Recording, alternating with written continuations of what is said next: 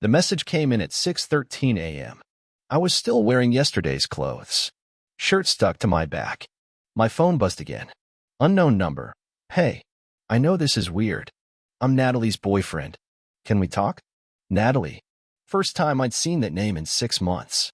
She left on a Wednesday. No argument. No crying. Just gone. 3 lines on a torn envelope by the sink. I'm sorry. This isn't working. Please don't contact me. And now her boyfriend was texting me. I stared at the screen. Heart didn't race. Didn't drop. It just paused, like it didn't know which direction to go. A minute passed. 2. I didn't reply. Just stood in the middle of that cold kitchen, ankle deep in quiet. Buzz. Unknown number. I'm not trying to start anything. I just think you should know a few things. About her. About what happened. I wouldn't bother you if it wasn't important. I sank into the kitchen chair. I looked at the message again. There was no reason this guy should be reaching out. Unless something had gone wrong. Unless he found something. Unless she said something. I typed back, slow. Me. You've got one shot. Say what you need to say. It took him about 10 seconds to reply. 10 seconds where my stomach didn't move, and my hands didn't either. Unknown number. I found something. She left it in a drawer. Thought it might be yours. A notebook. Full of things about you. Things she never said out loud. I stared at that line. Notebook. Things about me. Things she never said. There were years in that silence between us. Years I thought I understood. And now some stranger was holding the missing pieces. My thumb hovered. Me. What kind of things? Unknown number. You should see for yourself. I didn't wait. I called the number. He picked up on the second ring. Hello. His voice was calm. Too calm. This Logan? He asked. Depends, I said. You the guy screwing my ex? Silence. Then a chuckle. Yeah. Name's Riley. I don't need your name, I said. I need your reason. She left something behind. A notebook. You're all over it. I said nothing. She called you the safe one. Said you'd never burn her world down. Just hold the pieces. I clenched the phone tighter. I didn't come to rub anything in, Riley continued. I came because she's gone. Gone. She packed a bag and left while I was asleep. Took her phone, left the rest. She didn't even take the notebook. That got my attention. She mentioned me? I asked. He hesitated. You were the only one she wrote about. What else did it say? I'll send pictures. 3 minutes later, my phone buzzed with a dozen images. Pages in her handwriting. Words underlined in red ink. He's weak, but he'll never leave. Riley's a weapon. Logan was a shield. If I had to choose, I'd still lie to both. I felt something crack in my chest. Not pain. Not sadness. Just heat. I called him again. When did she write that? Some of it last month. Some dated before your breakup. So she was already with you before she left me. Looks that way. I didn't speak. Riley did. She played us both, man. No, I said. She's still playing. She wanted you to find that book. She wanted you to call me. You think this is a setup? I know it is. I hung up. 5 minutes later, I got a text from an unknown number. Stop digging, Logan, or I'll make you wish you had. Not from Riley. Not from Natalie. A third number. And suddenly, this wasn't about heartbreak anymore. The third number was unlisted. No name, no clue. Stop digging, Logan, or I'll make you wish you had. I read it twice. Then again. I didn't reply. Instead, I ran it through a spoof number checker. Nothing. Then I called Riley back. Did you just text me from another number? I asked. No, he said. Why? Because someone wants me to shut up. He paused. You think it's her? I don't think. I know. You said you thought she wanted me to find the notebook. She did. But not for me to have answers. She wanted you to doubt her. To feel what I felt. Riley let out a breath. What kind of person does that? The kind who watches a fire and blames the smoke. I pulled up the photos again. There was a name scribbled in the margin of one of the notebook pages, Dylan. I didn't know a Dylan. Not from her side. Not from mine. You ever hear her mention someone named Dylan? I asked. Riley paused. Yeah, once. Some guy who helped her get a job last year. Said he worked in finance. That's all I know. That's not all there is, I said. Because now it was starting to connect. 3 months before she left, I noticed withdrawals, cash, same days every week, Amounts just under the threshold that banks flag. I asked about it.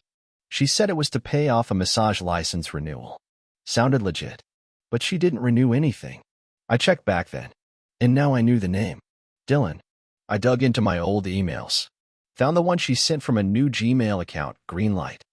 Consulting at, with a contract attached. It wasn't for massage therapy. It was for client referrals. Consulting. Which meant she was part of a funnel scam. Or worse. I texted Riley again. Me. You said she vanished. But did you check your accounts? Your emails? Riley. Hold up. I waited. 2 minutes later, my phone rang. He sounded panicked. She cleared my Venmo. $3,000. She deleted all the bank alerts off my email. She blocked me on everything. That notebook was a warning, I said. Not just to you. To anyone who tried to find her. He went quiet. Then, what the hell was she into? I opened my laptop. I'm gonna find out. I didn't sleep. Spent the whole night in front of my laptop, every light off except the screen. First search, Dylan Greenlight Consulting. No business license. No website. Just a few sketchy forums mentioning a referral funnel that collapsed in April. People lost money. Accounts frozen. One guy posted a warning. Don't trust anything tied to Greenlight. It's a shell. I checked the metadata on the email she sent me last year, the one with the referral contract. Traced the IP. It pinged out of Atlanta. Natalie had never been to Atlanta. Not that I knew. I cross-searched the IP with her Gmail account. Pulled up a string of online purchases tied to that location. Burner phone, prepaid SIMs, hotel reservations under a different name, Andrea West. Alias. That's when the pattern shifted in my head. This wasn't just a bad breakup. This wasn't just some manipulation or toxic love triangle. This was a ghost operation. And I'd been sleeping beside it for 2 years. I called Riley again. She's not who you think, I said. You already said that. No, listen. There is no Natalie anymore. She's using fake names, different emails. She's been pulling money from people. Maybe laundering. Maybe worse. He sounded rattled. What do we do? We don't. What? She doesn't expect you to do anything. But me? She's expecting me to chase her. So I'm going to. You said she wanted you to stop. And I won't. I hung up. Pulled out the hard drive I'd backed up when we split. I hadn't touched it since. Opened her private folders. Photos. Notes. One audio file, untitled. I clicked. Her voice. Calm. Cold. If he ever finds out, don't panic. He's emotional. He'll stall. But if he starts tracking things, clean up and disappear. The recording ended. My stomach dropped. It was like hearing a threat wrapped in a lullaby. I stared at the screen, dead silent. Then I did what she never thought I would. I contacted someone from my past. His name was Trent. Used to run security for a private firm in Chicago. Now he works freelance digital recon. Gray hat stuff. Quiet but effective. I sent him everything. The notebook photos, the aliases, the burner accounts, the audio file. 5 minutes later, he replied. She's done this before. My throat tightened. You know her. Not her. But the playbook. And whoever this Dylan is. He's not some sleazy middleman. He's top tier. If she's linked to him, she's already in deeper than you think. How deep? I asked. Trent sent one final message. Start locking down your identity. Now. I froze my credit, locked every account, changed passwords, everything. Spent 2 hours on the phone with my bank explaining preemptive fraud alerts. They asked if I'd been hacked. No, I said. Not yet. I called Riley. She used your accounts, right? I asked. Yeah, he said. She had access to my business profile too. I thought she was helping me organize invoices. Why? Because if she's in this deep, she didn't just take your money. She used you to clean hers. He went quiet. I could hear the panic through the line. You think I'm tied to something? I think you're already on the hook. He swore. Jesus Christ. I let her into everything. I said nothing. There was nothing to say. He was just realizing what I had to face months ago. She didn't make mistakes. She made moves. Trent sent another file. Encrypted. I opened it. A financial trail. Her alias, Andrea West, was linked to 6 different accounts, all shut down within 48 hours of each other last year. All funneled through crypto exchanges, then bounced into prepaid cards.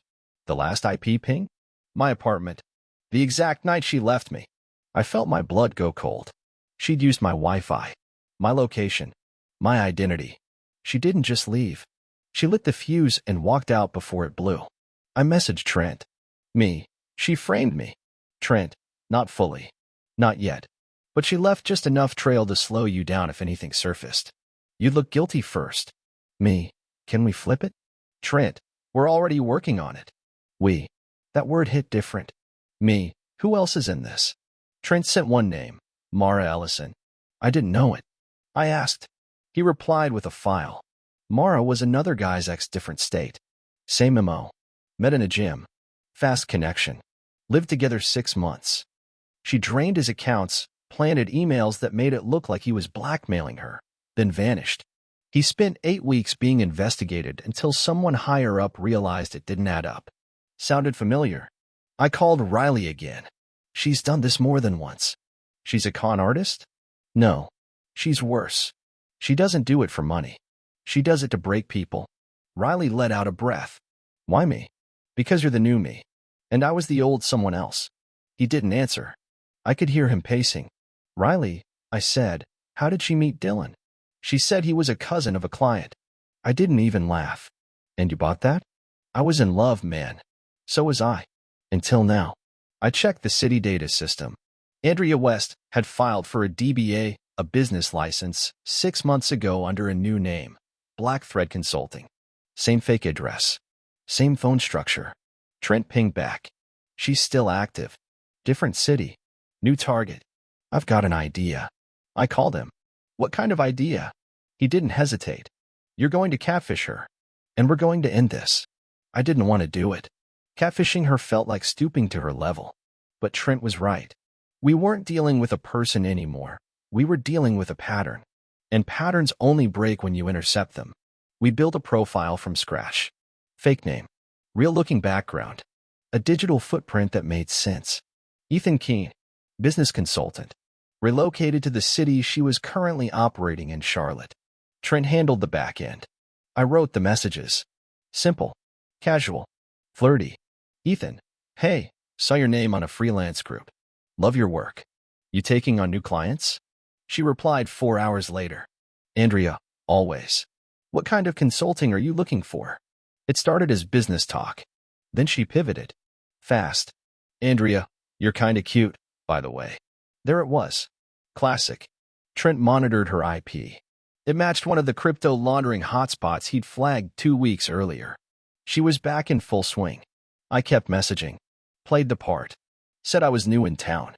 Said I was working remote, renting a condo uptown. She bit. Andrea, drink sometime? It'd be nice to meet someone not boring. I stared at that message a while. Trent messaged me. Do it. Set a place. Public. I'll have eyes on it. We picked a bar.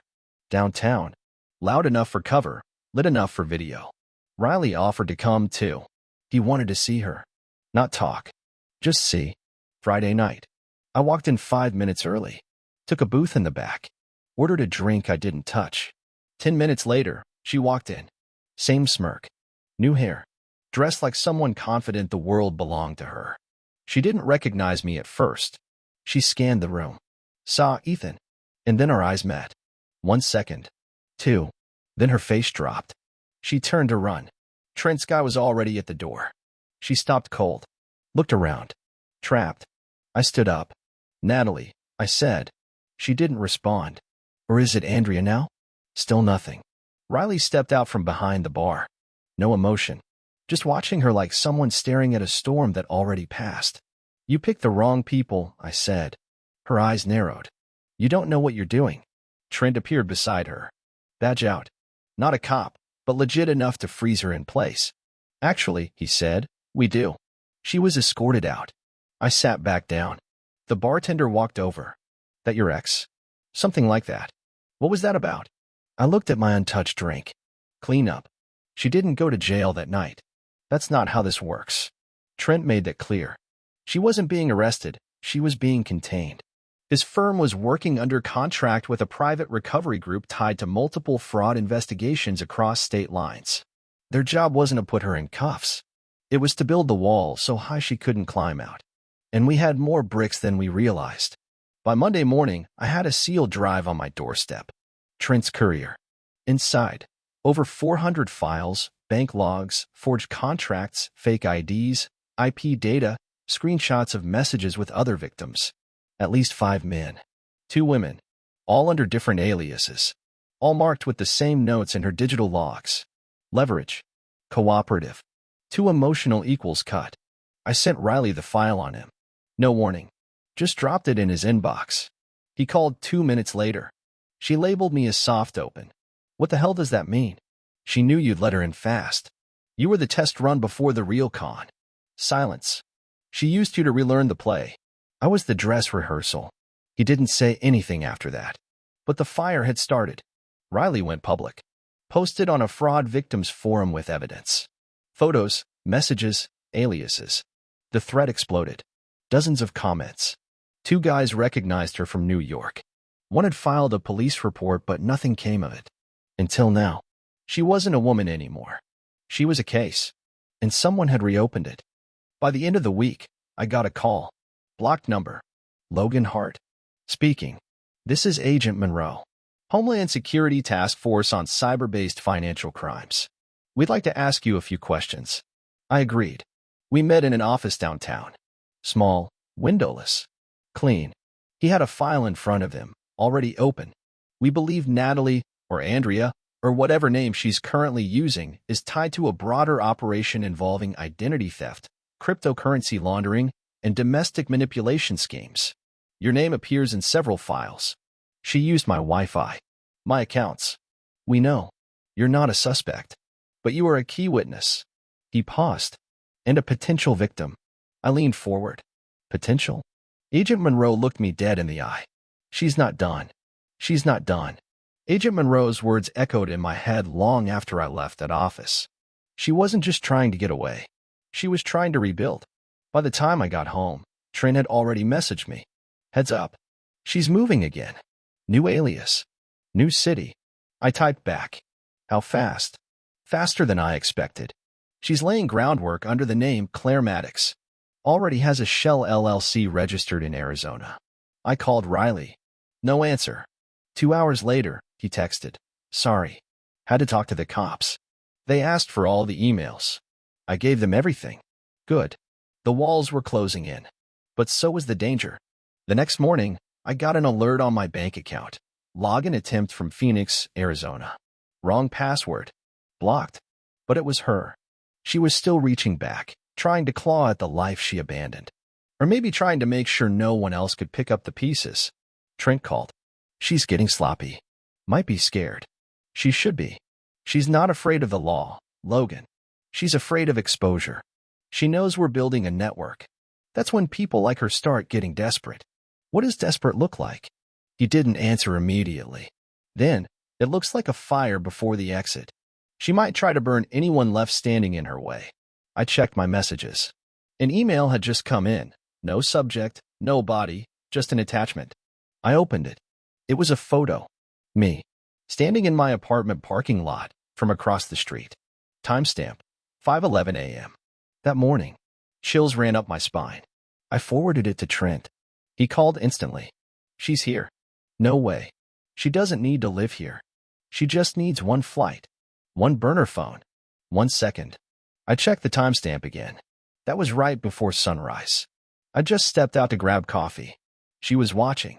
I closed my laptop. Grabbed the pistol I kept locked in my closet when I hadn't touched in years. I checked the clip. Loaded. Chambered. She'd drawn first blood in the digital world. She wasn't going to get the chance to draw it in mine. Then my phone rang. Riley. She's trying to flip the script, he said. My landlord just called. Said someone left a complaint saying I was harassing a former partner with threats. There's a formal report filed. You think she used her name? No. Fake one again. But the wording? It was her. It always is. Trent messaged again. Just confirmed. Someone used your full name and social to apply for a new credit card in Tucson. It flagged because of the fraud alert we set. She's testing the system. Let her, I said. Because this time, I wasn't chasing her. I was waiting. And she just stepped into my trap. She slipped. Finally.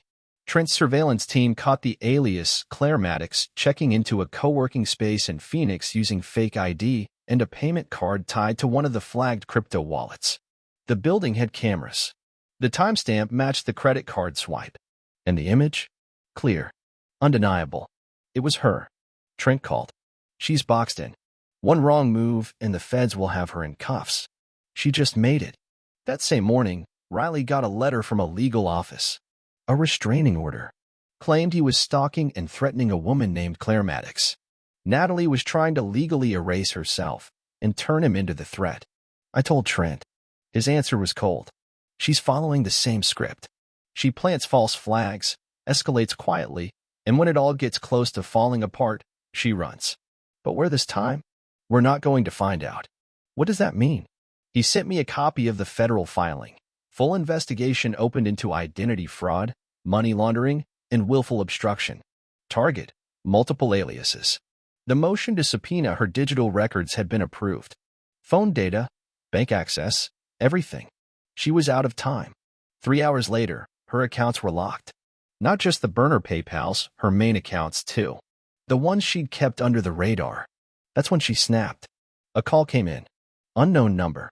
I picked up, expecting silence or some investigator. Instead, I heard her. You think you won? Chill. Measured. But laced with something darker. You burned yourself, she said. Not me. You faked everything. The relationships. The business. The people. And now you're alone. I'm never alone, she said. People like you? You don't forget me. You're right, I said. I remember every lie. I made you, she hissed. And I'll break you again. I didn't reply. Just let the silence fill the line. Then she said it, the thing that finally peeled the mask off for good. You were always so eager to be loved. I just gave you a mirror. I hung up. Trent's team traced the call.